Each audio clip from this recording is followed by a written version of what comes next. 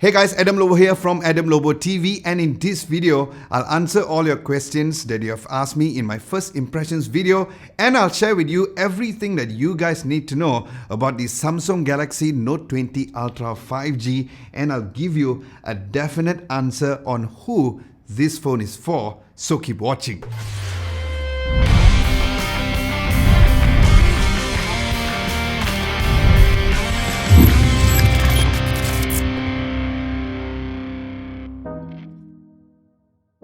Let's first unbox the phone.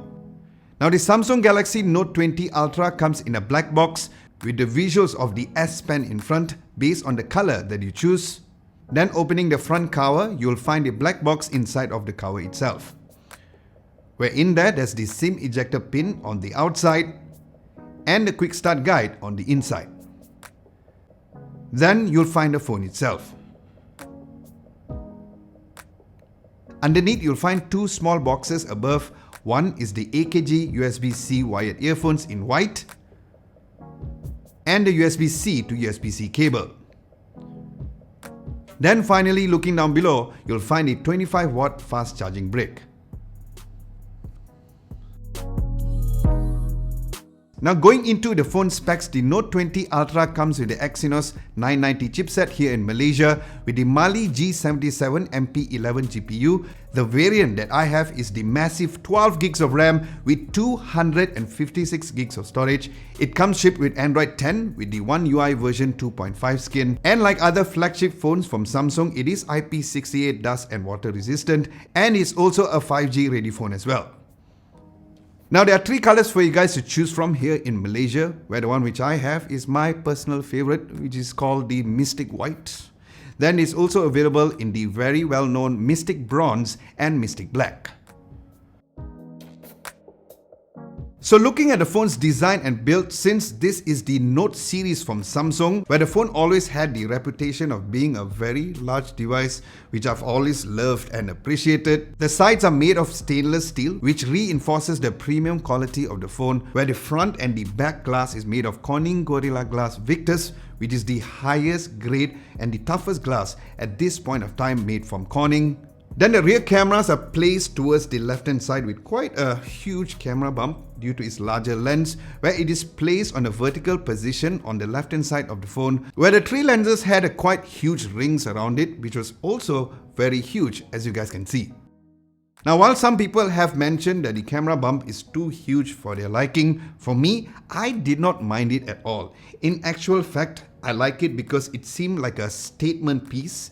Yes, it does wobble if you place the phone on a surface, but that is only if you tap towards the upper part of the phone and not while typing. And since the keyboard is always below, not on top, I did not find any issues at all. But if you really don't favor the camera bump, you can always get the Samsung's official clear phone case, which also had a nice little phone stand to fully level the phone at the back and at the same time protecting the phone if you want to. Then the ultrasonic in-display fingerprint sensor is just tiny bit faster than the S20 Ultra, which was nice to know. And what sets this ultrasonic fingerprint sensor compared to a typical optical fingerprint sensor is the fact that you can even unlock if your fingers are wet or even sweaty after working out. Now as for the phone spots and buttons, the volume rockers and the power button is now shifted to the right instead on the left, as it was on the Note 10 Plus. Then looking down below, you'll find the USB-C port and one of the two stereo speakers over there, as the other is available right on the earpiece area with Dolby Atmos surround sound. Then the position of the S Pen is available towards the left instead on the right, where it was on the Note 10 Plus once again. And on top you'll find the SIM card and the micro SD card slot. Now since the Note 10 Plus was my daily driver, it did take me a while to get used to the S Pen being on the other side, but I got used to it within the second day. Now as for the phone screen, the Note 20 Ultra has a massive 6.9-inch dynamic AMOLED display with almost no bezels, and yet again the best smartphone screen on any smartphones out right now, where I felt that I just could not stop looking at it. With a resolution of 1440 by 3088 pixels, WQHD+, and also equipped with the HDR10+. And currently the Note 20 Ultra has the adaptive display where it can go really high up to 120 Hz of refresh rate at FHD+, but you will adapt accordingly to your usage to probably go lower depending on your use case, so you can't really adjust to keep it at 120 Hz at all times. But that was not an issue for me, as I did not find that it was dropping in terms of the overall refresh rate when I used the phone as my daily driver. Then watching videos on YouTube was absolutely amazing. Again, with a slightly smaller camera hole or the Infinity O display in the middle, the overall color balance was great and vibrant, where I did find myself binging on Stranger on Netflix from episode to episode, and the video and audio experience through the phone was truly amazing.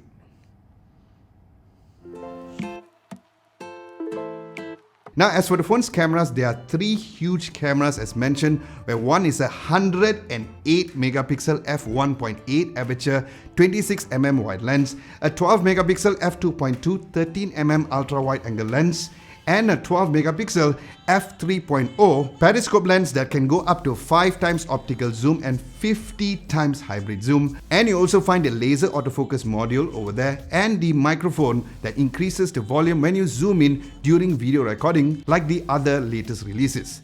Now, first looking at the dedicated 108 megapixel mode, again I would only recommend this mode if you really need to punch into the subject. And the good news is that you won't have any storage anxiety, since the storage is expandable through the micro SD card slot as mentioned earlier.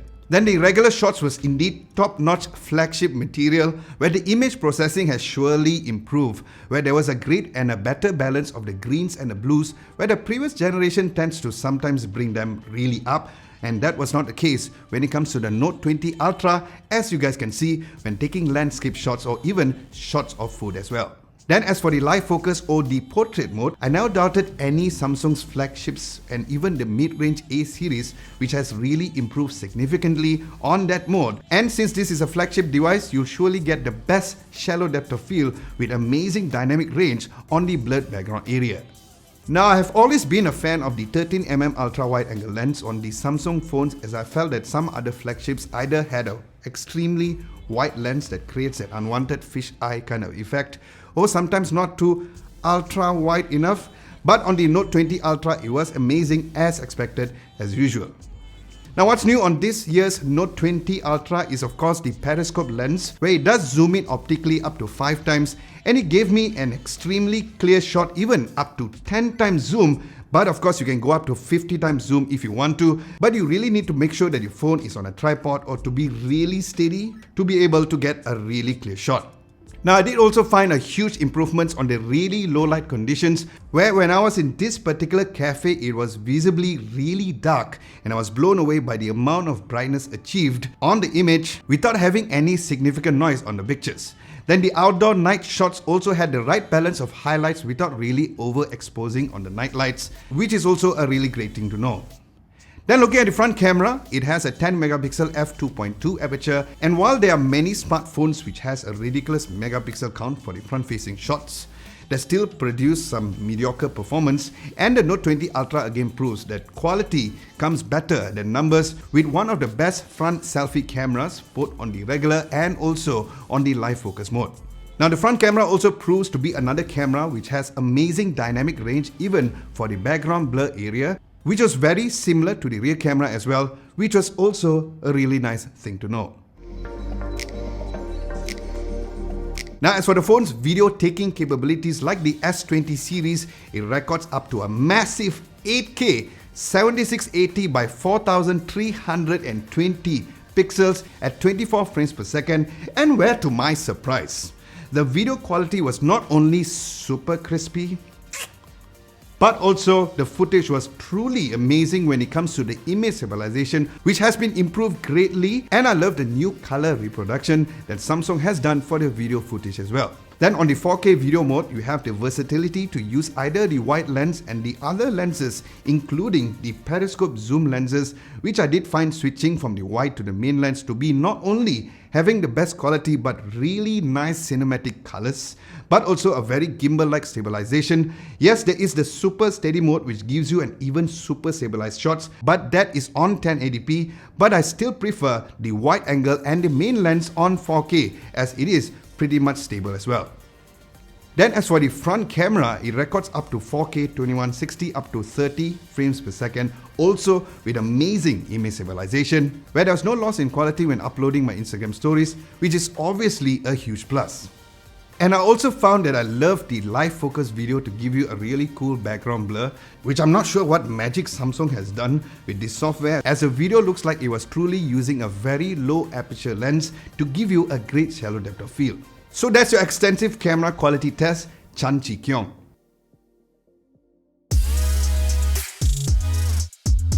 Now as for the phone sound quality, like the other Samsung flagships, it comes with the stereo speakers, one down below and one on top, with of course the Dolby Atmos surround sound as usual, with amazing stereo and sound separation, great bass, amazing highs and mids, and the stereo separation was really prominent where consuming movies and even listening to music with loudspeakers as well, with a very good volume. And here is a quick sound test.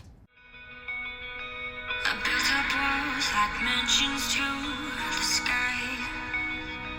Protect my heart so it would survive. I was complicated, you made perfect sense. I was slowly breaking, but you knew how to mend. We're searching for some answers. Then there's also the zoom in to sounds feature, which is also available on the Note 20 Ultra 5G, since there is a dedicated microphone at the back where the more you zoom in, the more the microphone's gain increases, where you also see the microphone's logo, which indicates that the gain is increasing to make sure that it captures more sound. And here is another sound test.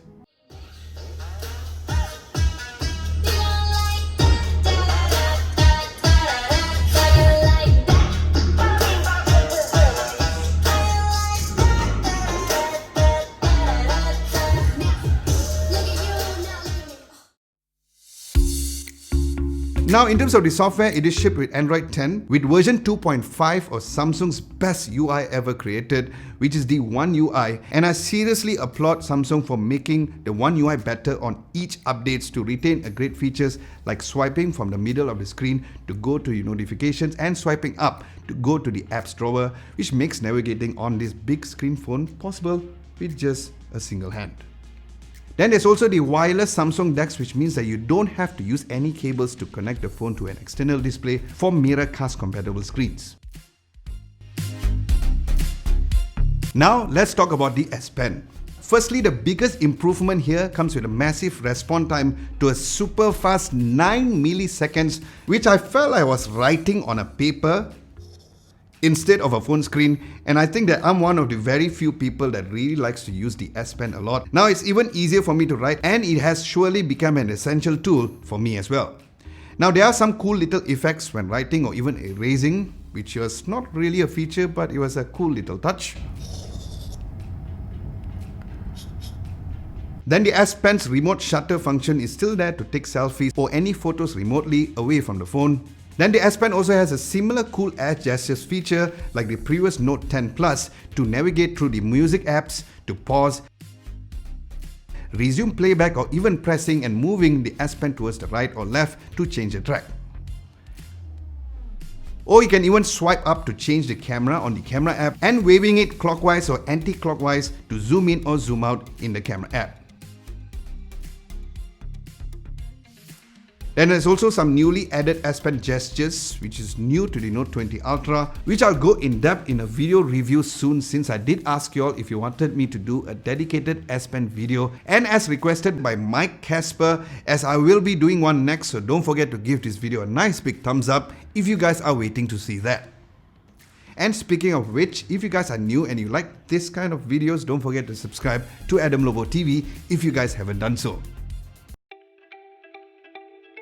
Now onto the phone's battery. The phone comes with 4500 mAh of battery, and I use the phone daily with the FHD Plus resolution with the motion smoothness at adaptive up to 120Hz, where I got an average of 5 hours of screen on time with dark mode turned on at 10% battery. So yes, you'll surely get more screen on time if you change the motion smoothness to standard at 60Hz refresh rate, and the phone has fast charging up to 25 watts and reverse wireless charging up to 9 watts as well. Now in terms of gaming, it is a flagship device, so it is built for serious gaming. While it's not a typical gaming phone, it was great and super smooth with the 12 gigs of RAM when I was playing Gear Club and PUBG with graphics on PUBG set to HDR, with frame rate set to high settings, with no major heating issues, even hours of gameplay. So yes, I was super happy to note there haven't been any overheating issues during a really long gameplay. So that's your answer, Tidak Hotmail.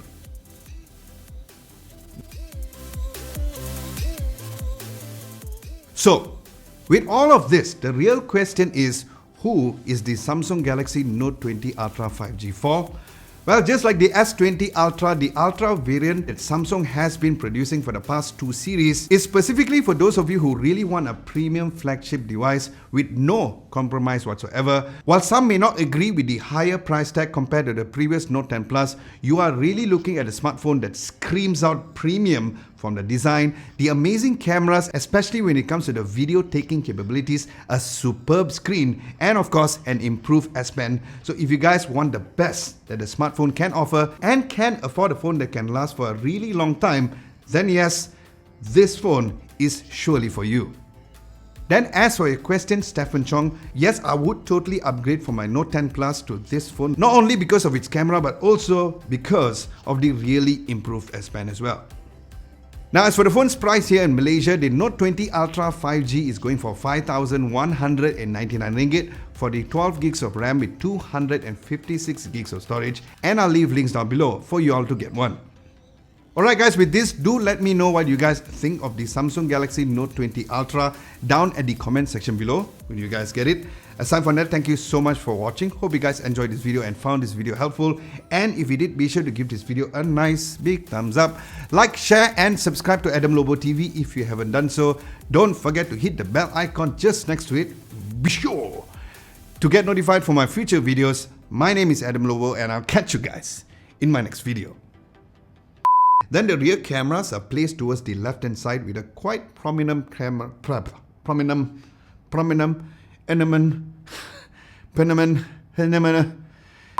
where the three lenses had three lenses, of course, lady. Where the three lenses had a cute.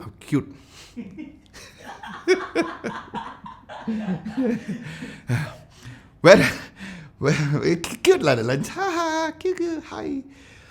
And the speakers on the phone is the best that I've seen and heard. How do you see sound? Here, lady.